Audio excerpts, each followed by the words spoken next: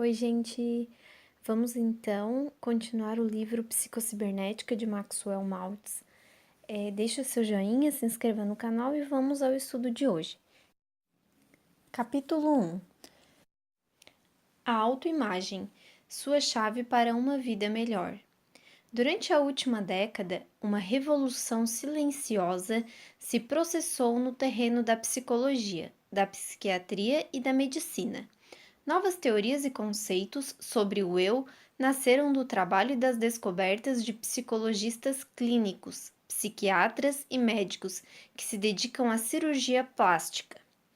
Novos métodos oriundos dessas descobertas resultaram em impressionantes mudanças em personalidade, saúde e, aparentemente, até em aptidões e dons naturais básicos. Pessoas cronicamente vencidas se transformaram em indivíduos vitoriosos. Péssimos estudantes passaram a ser alunos modelos em questão de dias e sem necessidade de aulas particulares.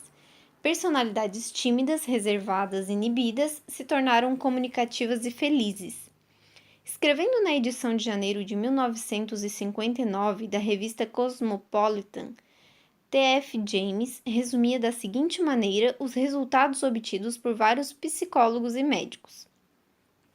A compreensão da psicologia do eu pode significar a diferença entre o êxito e o fracasso, o amor e o ódio, a amargura e a felicidade.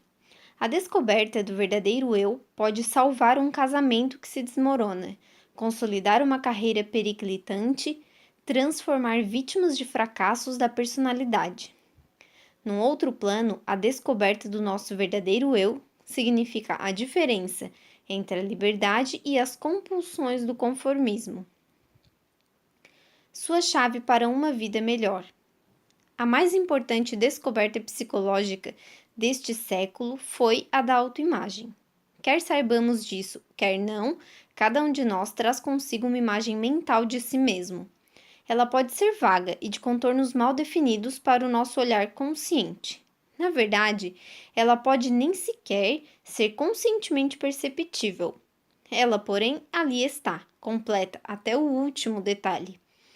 Esta autoimagem é a nossa própria concepção da espécie de pessoa que eu sou. Ela foi construída de conformidade com as convicções que temos a respeito de nós mesmos.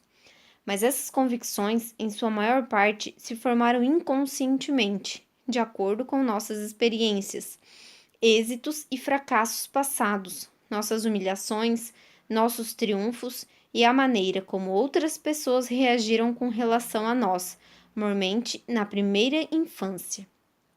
De tudo isto, nós mentalmente construímos uma personalidade, ou a imagem de uma personalidade, desde que uma ideia ou convicção que temos sobre nós mesmos entra nessa imagem, ela se torna verdadeira. Jamais pomos em dúvida a validez dela e passamos a agir com relação a ela, tal como se fosse verdadeira. Esta autoimagem se torna uma chave dourada para uma vida melhor, graças a duas importantes verificações. Uma, todas as nossas ações, sentimentos, comportamento, até nossas aptidões, são sempre coerentes com essa autoimagem. Em resumo, você agirá como a espécie de pessoa que julga ser. E não só isso, como você também, literalmente, não pode agir de outra maneira, apesar de todos os seus esforços conscientes ou de sua força de vontade. O homem que a si mesmo se julga um indivíduo do tipo derrotado sempre achará um jeito de fracassar, apesar de todas as suas boas intenções ou de sua força de vontade. O homem que se julga vítima de injustiça, alguém cujo destino é sofrer, encontrará invariavelmente as circunstâncias que confirmarão as suas opiniões. A autoimagem é uma premissa, uma base, sobre a qual toda a nossa personalidade, o nosso comportamento e até nossas situações são construídas.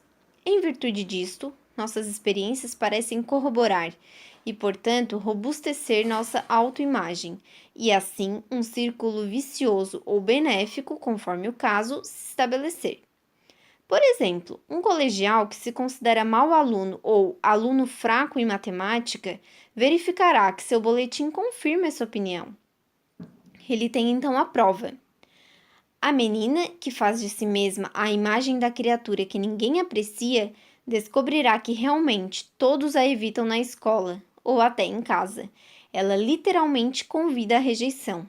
A sua expressão é acabrunhada, suas maneiras servis, sua exagerada vontade de agradar ou talvez sua hostilidade inconsciente para com aqueles que supõem vão ofendê-la, tudo isso contribui para afastar as pessoas que, em outras circunstâncias, se sentiriam atraídas por ela. É por causa dessa prova objetiva que só muito raramente ocorre a alguém que o mal está em sua autoimagem ou na ideia que ele faz de si mesmo. 2. A autoimagem pode ser modificada. Numerosos casos observados mostraram que nunca se é jovem ou velho demais para modificar-se a autoimagem e assim começar uma vida nova. Uma das razões por que achamos difícil mudar nossos hábitos, nossa personalidade ou nosso modo de vida é que até agora quase todos os nossos esforços para nos modificar foram dirigidos, por assim dizer, para a periferia, em vez de para o centro de nós mesmos. Numerosos pacientes me disseram mais ou menos isto. Se o senhor está falando de pensamento positivo, eu já experimentei isso e comigo não deu certo. Todavia, esses indivíduos empregaram um pensamento positivo ou tentaram empregá-lo, seja sobre circunstâncias particulares externas, seja sobre determinados defeitos de hábito ou caráter, mas nunca pensaram em mudar sua ideia do próprio eu, que era o que iria conseguir tais coisas. Jesus nos advertiu sobre a insensatez de pôr remendo novo em roupa velha, ou de guardar vinho novo em odres velhos. O pensamento positivo não pode ser usado eficazmente como remendo ou muleta da mesma autoimagem antiga. Aliás, é literalmente impossível pensar positivamente sobre uma determinada situação enquanto mantivermos um conceito negativo sobre nós mesmos.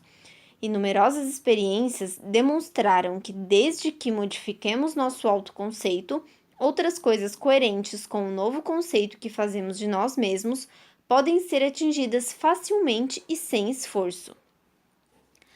Uma das primeiras e mais convincentes experiências nesse sentido foi levada a efeito por Prescott Leck, pioneiro no terreno da psicologia da autoimagem. Leck considerava a personalidade como sendo um sistema de ideias, todas as quais devem aparecer coerentes uma com a outra.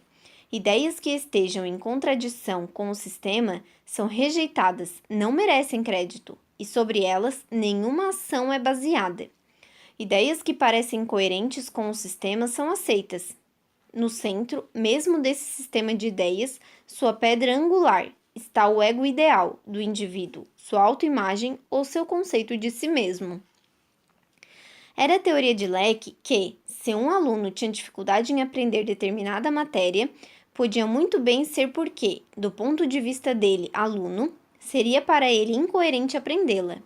Leck era, porém, de opinião que, se fosse possível modificar o conceito que o aluno tinha de si mesmo, conceito que apoiava aquele ponto de vista, sua atitude em relação à matéria mudaria automaticamente. Se o aluno pudesse ser levado a mudar sua autodefinição, a sua capacidade de aprender mudaria também. Isso demonstrou ser verdadeiro. Um estudante que escrevia erradamente 55 palavras em cada 100 e foi reprovado em várias matérias, conseguiu, no ano seguinte, a média geral de 91 e se tornou um dos melhores alunos da escola em ortografia. Um rapaz que precisou deixar o colégio por causa de suas notas baixas entrou na Universidade de Colômbia e se tornou aluno de primeira categoria. Uma jovem que foi reprovada em latim 4 vezes conseguiu, depois de 3 sessões com o conselheiro da escola, alcançar a média 84. Um rapaz que o departamento de testes julgou fraco em linguagem obteve no ano seguinte menção honrosa em uma prova literária. O mal com esses alunos não era que fossem pouco inteligentes ou carecessem de aptidões básicas. Eles tinham uma autoimagem inadequada. Não tenho queda para a matemática. Sempre fui fraco em ortografia. Eles se identificavam com seus erros e malogros. Em lugar de dizerem, fui mal naquela prova, concreto e descritivo, concluíam, eu sou uma negação. Em lugar de dizerem, fui reprovado naquela matéria, diziam, não sirvo para coisa nenhuma. Leque usava ainda o mesmo método para corrigir hábitos como roer unhas e gaguejar. Meus próprios arquivos contêm casos igualmente convincentes. O homem que tinha tal medo de estranhos que raramente se aventurava fora de casa e hoje sua profissão exige que ele fale em público. O vendedor que já havia preparado sua carta de demissão porque não era talhado para vendas e 6 meses depois era o primeiro entre um grupo de 100 vendedores. O pastor que pensava aposentar-se porque os nervos e a pressão de ter que preparar um sermão por semana o estavam prostrando e agora faz uma média de 3 conferências por semana, além dos sermões semanais em sua própria igreja, e nem se lembra de que tem nervos no corpo. Como um especialista em cirurgia plástica se tornou interessado na psicologia da autoimagem. À primeira vista, pode parecer que há pouca ou nenhuma relação entre cirurgia e psicologia. Não obstante, foi o trabalho de um especialista em cirurgia plástica que primeiro vislumbrou a existência da autoimagem e levantou certas questões que conduziram a importantes conhecimentos psicológicos. Quando me iniciei em cirurgia plástica, há muitos anos, fiquei atônito com as súbitas e espetaculares mudanças de caráter e personalidade que frequentemente resultavam quando se corrigia um defeito facial. A alteração da imagem física parecia, em muitos casos, criar uma pessoa inteiramente nova. Em caso após caso, o bisturi que eu tinha na mão se tornava uma varinha de condão, que transformava não apenas a aparência do paciente, mas também toda a sua vida. O tímido e retraído se tornava ousado e valente. Um menino moleirão, bronco, passou a ser um moço inteligente, alerta, que acabou ocupando um lugar de projeção numa grande firma. Um vendedor que havia perdido a coragem e a fé em si mesmo se tornou um modelo de autoconfiança. E talvez o mais surpreendente de todos foi o do criminoso Costumaz, que, quase da noite para o dia, de homem incorrigível que jamais mostrara nenhum desejo de reformar-se, passou a ser um prisioneiro exemplar que obteve livramento condicional e acabou assumindo o papel de responsabilidade na sociedade. Há aproximadamente 20 anos, relatei muitos desses casos em meu livro Novos Rostos, Novos Futuros. Em seguida, a publicação desse livro e de uma série de artigos em revistas de grande circulação, fui assediado por criminologistas, psicólogos, sociólogos e psiquiatras. Fizeram-me perguntas a que não pude responder, mas puseram-me no caminho de uma pesquisa. Não deixa de ser muito curioso que eu tenha aprendido tanto, se não mais, com meus fracassos quanto com meus êxitos. Os êxitos eram fáceis de explicar. O menino de orelhas enormes, a quem haviam dito que parecia um táxi com as 2 portas abertas. Durante toda a sua vida o haviam ridicularizado, às vezes até de maneira cruel. O contato com seus companheiros de brinquedos era para ele sempre humilhação e dor. Acabou por sentir medo das pessoas, recolhendo-se para dentro de si mesmo. Apavorado demais para se exprimir de qualquer maneira que fosse, não é de admirar que o tivessem na conta de retardado. Quando suas orelhas foram corrigidas, era natural esperar-se que a causa de seu encabulamento e humilhação tivesse sido removida e que ele assumiria um papel normal na vida, o que realmente aconteceu. Ou então, o caso do vendedor que sofreu mutilação no rosto num acidente de automóvel. Toda manhã, ao fazer a barba, via as cicatrizes horríveis que lhe desfiguravam a face e o ritus grotesco da boca. Pela primeira vez na vida, se tornou lamentavelmente inibido. Tinha vergonha de si mesmo e achava que sua aparência era repulsiva. As cicatrizes se tornaram para ele uma obsessão. Começou a cismar no que os outros pensariam dele. Dentro em pouco, seu ego ficou mais mutilado que o seu rosto. Tornou-se amargurado e hostil. Não tardou que quase toda sua atenção se voltasse para si mesmo, e seu principal objetivo passou a ser a proteção do seu ego e a fuga a situações que pudessem trazer-lhe humilhações. É fácil compreender que a correção do seu defeito facial e a restauração do seu rosto normal mudariam da noite para o dia toda a atitude e perspectiva desse homem, bem como seus sentimentos a respeito de si mesmo, resultando em maior sucesso em seu trabalho. Mas, e as exceções em que não se observou mudança nenhuma? A duquesa, que durante toda a sua vida fora inibida por causa de uma enorme córcova no nariz, embora a cirurgia lhe desse um nariz clássico e um rosto verdadeiramente belo, ela continuou a desempenhar o papel do patinho feio, da irmãzinha não desejada, incapaz de encarar outro ser humano nos olhos. Se o bisturi era mágico, como não deu certo com a duquesa? Ou, como explicar-se a reação de pessoas que insistem em afirmar que a cirurgia não fez nenhuma diferença em sua aparência? Todo cirurgião que faz plástica teve essa experiência e provavelmente sentiu o mesmo espanto que eu. Certas pacientes, por drástica que possa ter sido a mudança em sua aparência, teimam em afirmar que estou com a mesma cara de antes, o senhor não fez nada. Amigos e até pessoas da família podem quase não a reconhecer e se mostrar entusiasmados com a nova beleza que ela adquiriu. Mas a paciente insiste em que vê apenas uma ligeira melhoria, ou melhoria nenhuma, quando não nega, às vezes, que houve qualquer alteração. E são inúteis as comparações entre fotografias de antes e depois. Por alguma estranha alquimia mental, a paciente procura defender sua opinião. É claro que a córcova foi removida, mas meu nariz continua exatamente o mesmo. Ou, é possível que a cicatriz não apareça, mas ainda está aí. Cicatrizes que trazem orgulho em vez de opróbrio. Outra pista. Ainda na pesquisa em busca da esquiva autoimagem era o fato de que nem todas as cicatrizes ou deformações traziam humilhação e vexame. Quando eu era estudante de medicina na Alemanha, vi muitos colegas exibirem com arrogância cicatrizes obtidas em duelos, mais ou menos como um de nós exibiria uma medalha de honra. Os duelistas constituíam a elite do grêmio estudantil e uma cicatriz facial era a insígnia que distinguia os membros de maior projeção. Na Nova Orleans de antigamente, muitos crioulos usavam uma venda no olho, com finalidade semelhante. Comecei a suspeitar que a lâmina propriamente dita não tinha poderes mágicos. Ela podia ser usada para infligir uma marca em uma pessoa ou para removê-la em outra, com os mesmos resultados psicológicos. O mistério da fealdade imaginária. Para uma pessoa prejudicada por um defeito congênito, real ou que padeça de um desfiguramento do rosto, resultado de algum acidente, a cirurgia plástica pode realmente representar algo semelhante a um milagre. Com base nesses casos, seria fácil chegarmos à teoria de que a panaceia capaz de curar todas as neuroses, infelicidades, fracassos, receios, ansiedades e falta de confiança em si mesmo seria uma operação plástica geral, que removesse todos os defeitos do corpo.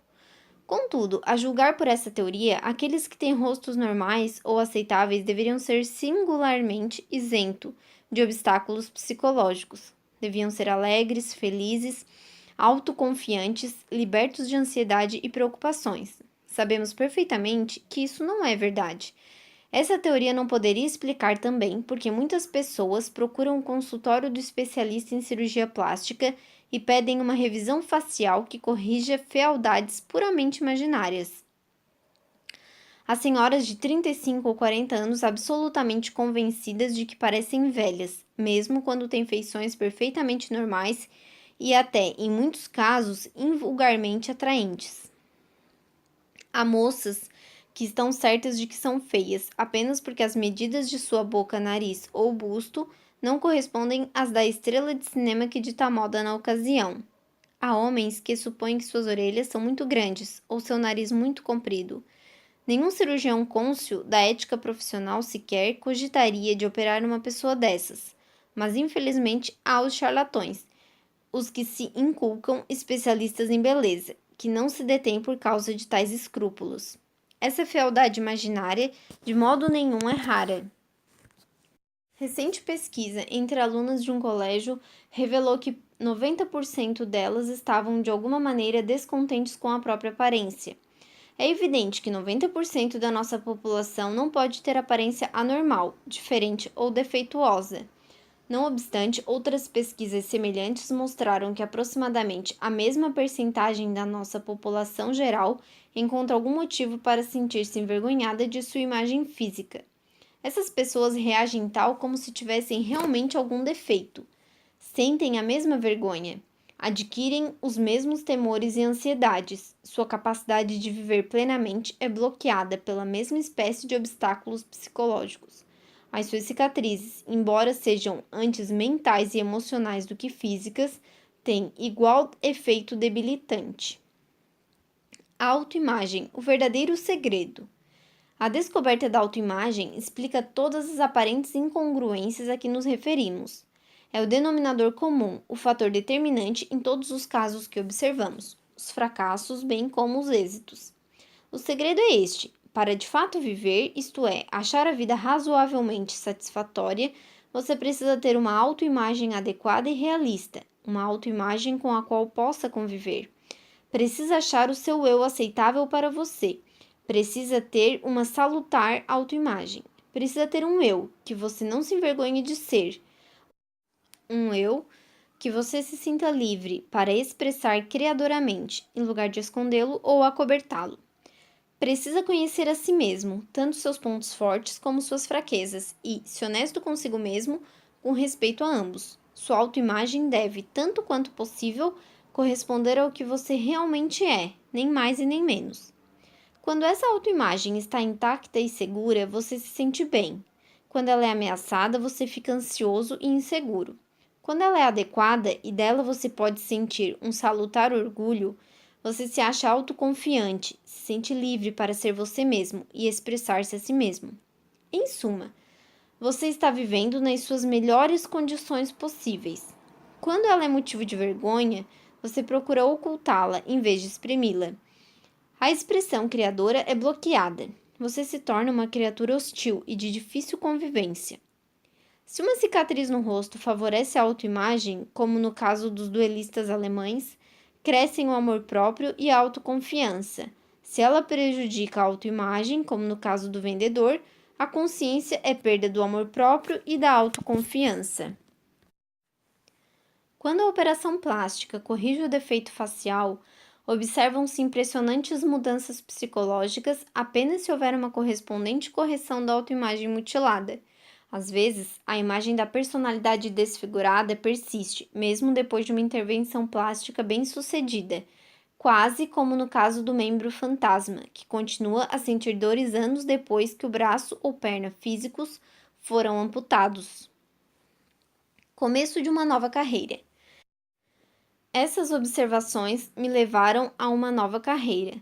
Há muitos anos me convenci de que as criaturas que procuram um especialista em cirurgia plástica precisam frequentemente de alguma coisa a mais que a cirurgia e que algumas não precisam absolutamente de cirurgia.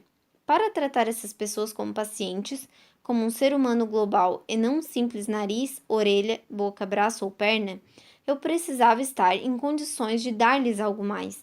Precisava mostrar-lhes como obterem um soerguimento espiritual, como removerem cicatrizes emocionais e mudar suas atitudes e pensamentos, além de sua aparência física. Esse estudo foi-me sobremaneira compensador. Hoje estou mais do que nunca convencido de que aquilo que no íntimo todos nós desejamos é mais vida. Felicidade, êxito, paz de espírito ou qualquer que seja a nossa concepção do supremo bem, são, na essência, experimentados como mais vida.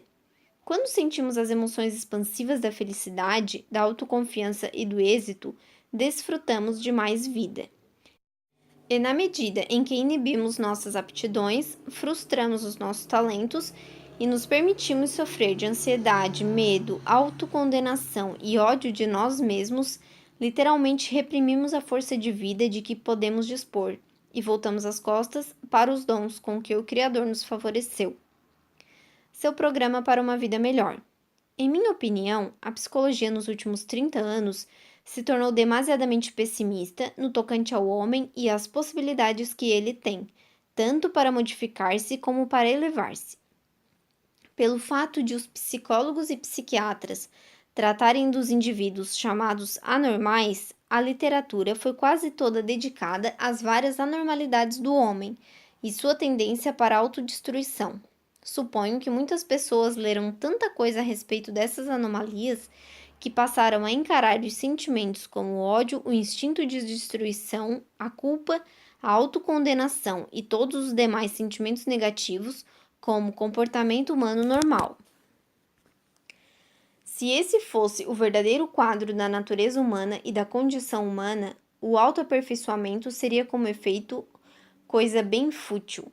Acredito, porém, e as experiências de meus numerosos pacientes confirmaram que não precisamos fazer esse trabalho sozinhos. Há em todos nós um instinto de vida que trabalha ininterruptamente no sentido da saúde, da felicidade e de tudo que significa mais vida para o indivíduo. Esse instinto de vida trabalha para você, por meio daquilo que eu chamo de mecanismo criador, ou, quando corretamente usado, mecanismo de sucesso, o qual é parte integrante de cada ser humano. Novas incursões da ciência na mente subconsciente. A nova ciência da cibernética nos deu provas incontestáveis de que a denominada mente subconsciente não é de maneira nenhuma uma mente, mas um mecanismo, um servomecanismo perseguidor de objetivos, o qual consiste do cérebro e do sistema nervoso e é usado e dirigido pela mente. O conceito mais recente e prático é que o homem não possui duas mentes, mas apenas uma, a consciência, que opera um mecanismo automático de buscas de objetivos. Este funciona de maneira muito semelhante à dos servomecanismos eletrônicos, pelo menos no que concerne aos seus princípios básicos, mas é muito mais maravilhoso e complexo do que qualquer cérebro eletrônico ou foguete teleguiado jamais concebido pelo homem. Esse mecanismo criador que há em nós é impessoal. Ele trabalhará automaticamente e de modo impessoal para atingir objetivos de sucesso e felicidade, ou de infelicidade e fracasso, dependendo dos objetivos que, para ele, estabelecemos. Se o alimentarmos com objetivos de êxito, ele funcionará como um mecanismo de êxito. Se lhe fornecermos objetivos negativos, ele, com a mesma impessoalidade e fidelidade, funcionará como um mecanismo de fracasso. Como qualquer outro servomecanismo, o nosso mecanismo criador trabalha com dados que lhe fornecemos, nossos pensamentos, convicções e interpretações. Através de nossas atitudes e das interpretações que damos às situações, descrevemos o problema a ser resolvido. Se alimentarmos nosso mecanismo criador com informações e dados no sentido de que somos indignos, inferiores, desprezíveis, incapazes, uma autoimagem negativa. Esses dados são manipulados e utilizados como quaisquer outros dados e recebemos a solução sob a forma de experiência objetiva. Como qualquer outro servomecanismo, nosso mecanismo criador utiliza informações acumuladas ou memórias para resolver problemas em curso ou reagir a situações do momento. Nosso programa para viver mais intensamente consiste, antes de tudo, em aprender alguma coisa a respeito deste mecanismo criador, ou sistema de orientação automática que há dentro de nós, e de que forma utilizá-lo como um mecanismo de êxito, em vez de um mecanismo de fracasso. O método propriamente dito consiste em aprender, praticar e experimentar novos hábitos de pensamento, imaginação, lembrança e ação, de modo a 1. Adquirir uma autoimagem adequada e realista, e 2. Usar seu mecanismo criador para trazer sucesso e felicidade na colimação de determinados objetivos. Digo frequentemente aos que me consultam: se você pode lembrar-se, preocupar-se ou amarrar seus sapatos, não encontrará dificuldades na aplicação deste método. As coisas que pedimos que o leitor faça são simples, mas é preciso praticar e experimentar. A visualização, formação de imagens mentais construtivas, não é coisa mais difícil do que aquilo que você faz quando se recorda de alguma cena do passado ou se preocupa com o futuro. Formar novos padrões através da ação não é mais difícil do que amarrar deliberadamente o cordão dos sapatos. Depois, executar esse ato de maneira nova e diferente cada manhã, em vez de continuar a fazê-lo da velha maneira habitual, distraidamente, sem pensamento ou deliberação. Então, terminamos o capítulo 1 Em breve estarei trazendo o capítulo 2. Espero que estejam gostando. Deixem o seu joinha, se inscrevam no canal, que assim que eu liberar o capítulo 2, vocês serão informados. Agradeço pela participação e até o próximo vídeo. Um grande abraço!